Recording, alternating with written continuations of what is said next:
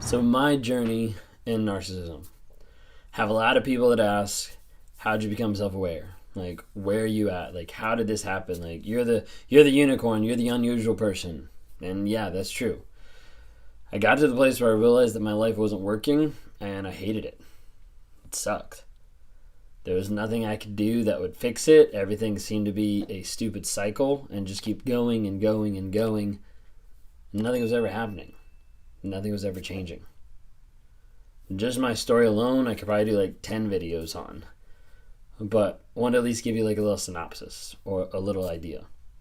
So, I've always been a hardworking person. Developed my own business when I was 13, started mowing lawns, continued to grow, started working more, paid my way through college, got through college, started working for a company, started working for Chick-fil-A. And Chick-fil-A was a great place to be able to work. I grew up really fast in the company, made big moves, and made a lot of progress in the company. I got to the place where I got really good at my job. I got really good at efficiency. I got really good at making drive-thrus be the best way possible. And as a result, there also came a lot of pride with that. There also came a lot of entitlement. Now, this isn't what caused my narcissism. I'm just giving you background. But as I started doing that, I started realizing like, hey, like as I'm starting to try to develop myself and the teams that I'm a part of, well, a lot of times different stores, different Chick-fil-A's that would actually have me go to different places, I had to start learning about other people. I had to start learning how do I walk into a store, establish rapport, and build a team within a day, within a week, within a month. And sometimes I had that time or less.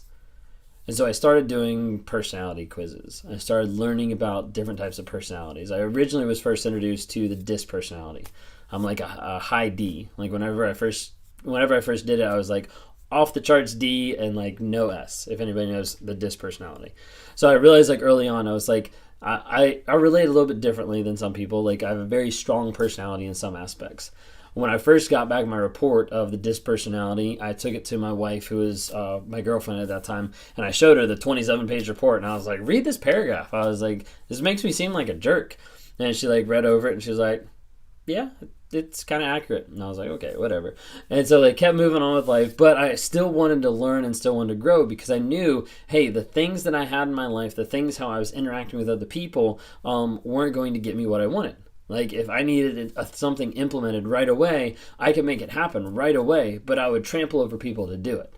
And I started realizing over a period of time, like, hey, that's not effective. Like that doesn't institute long-lasting change. So I had to start thinking like, okay, how do I relate to people more? How can I connect with people more? And that had me start down a journey of more information. So like learning about like StrengthsFinder or learning about Myers-Briggs or the 16 personalities. And then ultimately led me towards like the Enneagram. And Enneagram really kind of opened up doors of how my personality is. I'm an Enneagram 8, by the way. How my personality is, how it kind of formed, how I developed in one sense, but then also like how I relate to people and some of like my core fears, my core vulnerability, different things like that. And so all this time, like I'm trying to learn, I'm trying to grow and figure out like what is going on with personalities, how do I connect? And as I dove deeper with that, I started realizing like, hey, like there's more issues in my personality than what I actually want to admit. I don't connect with people. I don't emote with people. I don't have the same emotions. A lot of times I don't have the same feelings. Like I don't really care. Like there's a lot of this stuff that's like popping up and I'm realizing like, oh, like I'm more consumed with myself than I am with anybody else. Like myself, my own goals, my image, all that kind of stuff. And so really it was at about that time I think I stumbled across the book Emotional Intelligence and started learning that. Between that, like when friends influence people, like different things like that, I'm like trying to apply different things to my life just to make life better, you know, to make life work in one sense. And realizing that like, hey, it might work for a little bit, but then it doesn't. Like it might work for a couple days or a month and then it doesn't because I just like revert back to what I'm thinking, how I'm feeling, and like, screw you, I know better, blah, blah, blah. We're just going to do it this way. And so, like, that was, like, another aspect of, like, learning more about myself, learning more about different things. Then I also had to realize and look back on the time that I spent with my wife. So we'd been married at that time for about, like, 8 years, been cheating for around, like, 5, 6 of those years. And so realized like, hey, like, this has been happening on and off over all these years, and it's, like, a consistent thing. It's like a cycle.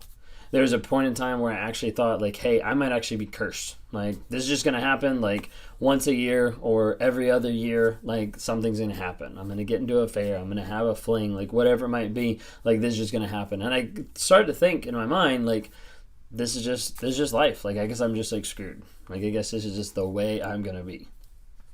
And then we moved. We moved cross country to be able to work at a different location, and my wife was pregnant at the time. And once we got there, shortly after, she miscarried. And there was a lot of things that was kind of playing through my mind, and some of it was from the religious background that I grew up on that, was playing through my mind. Okay, like Dave and Bathsheba, and then I'm like, okay, like this is my fault. Thinking like because of everything I've done, because of my personality, me being an asshole, because of cheating, all this kind of stuff, this is why we lost the baby. And so there's a big aspect that I thought about that some, and I like shamed myself, and then I was like, okay, not gonna think about that, just keep moving on. Okay, so that continued, and I finally got to the place like in those cheating relationships where I was realizing like they were coming to head and they were just like blowing up. They were imploding, like because I was with different people that I worked with. I was with different people that were in our friend group, different dynamics and things like that. And it just was not working. It was getting really bad. The chaos was getting really awful. The triangulation was like off the charts. Like it was absolutely crazy and insane. And there was one time through like the midst of all the craziness, I had like a moment of clarity, and I asked my wife, I was like, how I feel, how I interact, how I relate to all these people. I was like, I just don't know what's wrong. I was like, do you think I'm a sociopath? And we looked it up, and we like read through the stuff, and she was like, no, like you're not a sociopath. And I was like, yeah, I don't really relate to that either. And she's like, what you might be, she was like, you might be narcissistic. And she's like, let me look that up. So she sat there and she like read through them all, and I was like, no. I was like, not at all. And then, I had the gall then to leave and, make sure that I communicated to all the people that I was cheating with and all the people that were in our friend group that Kayla thought I was narcissistic, and make sure to go tell her that I'm not, because obviously I'm not, because me, like all that kind of stuff. So ended up using that as a way to be able to kind of go back and have people try to confuse her. Another way to flying monkey gaslight, I guess you could say. So then they would try to convince her like, no, like he might have traits or he might have like tendencies, but he's not really that bad. Little did they know I was, because I was doing all those things. And every single box with narcissism, I checked the box of like things that I was doing, actively doing, and was just bad, like really bad. But I didn't want to admit it like, at all. Like that was like a big like mental block. That's not something I wanted to admit. There's a part of me like underneath the surface that knew something was wrong. Remember, I was kind of like searching for it at times, but I didn't want to admit that it could be narcissism. So in my journey, I kept thinking, I kept looking it up every once in a while and being like, some of this actually does match up a little bit, but I wasn't at the place where I was going to admit it, or I was going to actually acknowledge, hey, this is what I struggle with. And then I got involved in another affair, and this affair, I believe, was with a girl who had some BPD and narcissistic traits. And so what I started seeing in those moments is I started seeing my own personality back at me. I started to see that my same tactics being used ahead of time. I started to see the lying or the gaslighting or manipulating or the dramatization to make everything about her. And this wasn't just me saying this. Like this is other people that were around the situation that knew the situation, and started realizing like, whoa, like this is actually some of the stuff that I'm doing, and like seeing it done to me and feeling it done to me. I was like, I don't like this. I didn't have at that moment like an idea of like, oh, this must be how my wife feels. It was just like, no, I don't like this. Like, I can't believe you're doing this to me. That like betrayal, even like victim kind of mindset. And so started like looking into it more. My wife really pushed me to go to therapy, and I was like, no, I don't want to go to therapy. Like, don't need that. Like, it's for losers. They're just a bunch of quacks, all that kind of stuff. I finally ended up going to therapy. I went to EMDR therapy, and I did that for a couple months or whatever. And in that, I started actually like diving in and like realizing some stuff. Started realizing some like shame, some emotional stuff like in the past that I hadn't dealt with and that I didn't even know was there or that existed, that really like pushed and prompted a lot of different stuff. And there's a lot more back there, but like I at least like figured out some stuff. We were in an EMDR session, and all of a sudden it like worked in one sense, and I was just like, whoa, like this is really crazy. And so went through that. And then finally got to the place after being with this girl with BPD, and like it got really toxic, it got really bad for a period of time. And then I felt like I experienced part of a trauma bond at that point, because whenever we confessed it, whenever it got brought to light, whenever light was shed on the darkness, whenever light was shed on the adultery, it took me another like 10 months to finally get to the place where I was going to cut her out of my life. Because I thought we could make it work. I thought like life would be okay. I thought that whatever, I had a lot of crazy thoughts going on then. But finally got to the place I was like, okay, like this isn't going to work. Like I can't have you in my life. Like I can't see you going out sleeping with other guys and talking about it and like putting that in my mindset, because like I can't do that anymore. Like I have to make a choice to be different and to work on myself. And so I had to cut her off. Then I started going to therapy as well. And it was something that I shopped around for a while. I met with different people. I looked at multiple different therapists, things like that. There's a period of time where I was seeing like 3/4 therapists in a period of time until I finally found the right one. And I found an awesome person that I went and I sat in her office the first time, and we start talking through like intro stuff and things like that. We got like halfway through the session. I don't even know what it is that she said or what it is that she did, but whatever it was, it triggered some slight like emotion in me. Like I could feel myself getting slightly emotional. I was like, this is not normal.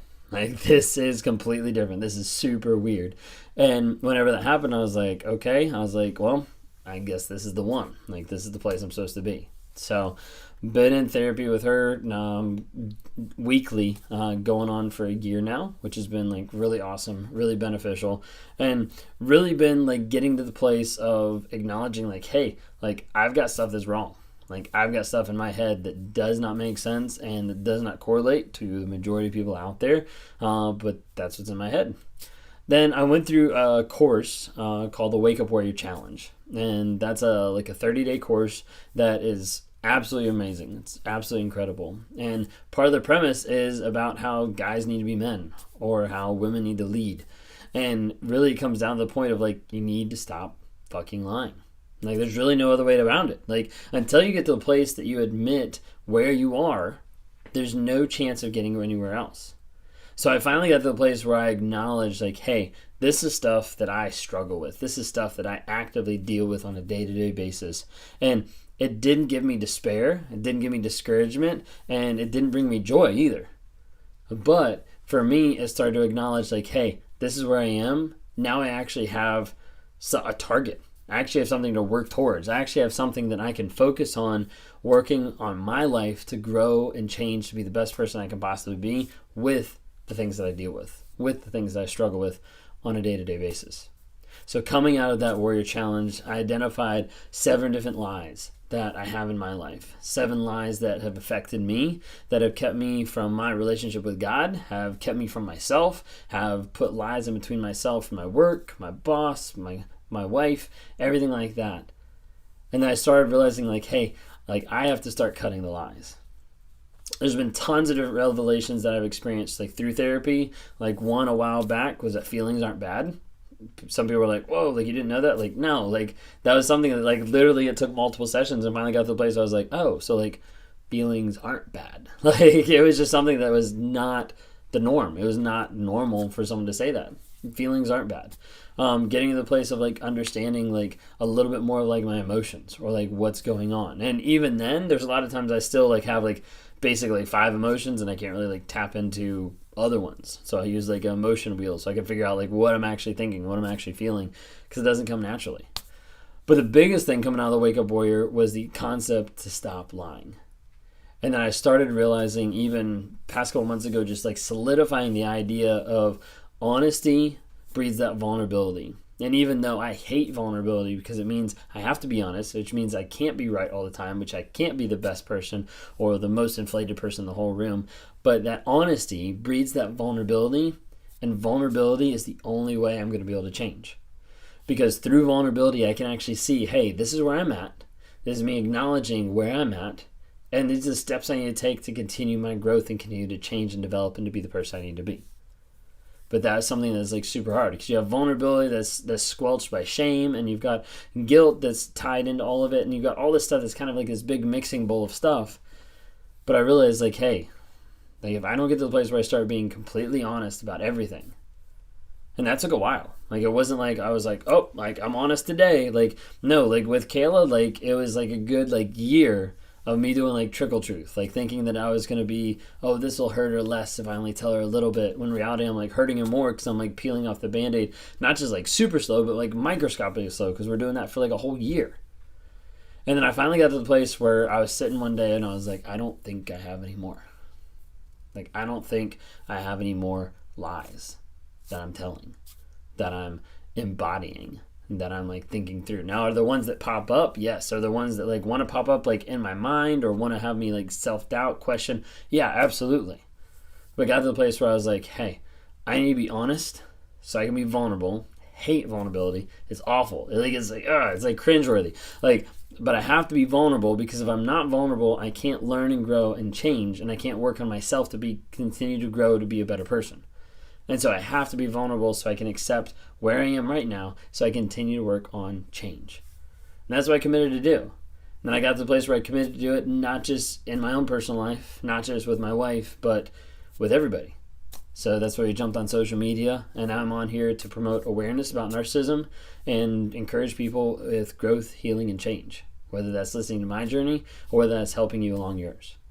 If you're interested in talking more about my journey or about yours, would love to talk to you. Reach out to me at rawmotivations.com. Click on the one-on-one coaching there. Would love to talk to you on a one-on-one basis to see how I can help you become the best person possible. How I can help you break free from that trauma bond. How I can help you try to heal some of those wounds that you're not sure where they came from or why they came from that person that said that they loved you. If you guys are on here, would love to have you guys subscribe. So please subscribe for me. Go on and follow me on TikTok, Instagram, or Facebook. Would love to have you interact with me there as well. And then also, we've got the podcast. So either on Apple Podcasts or on Spotify. Check it out. Thanks so much for watching.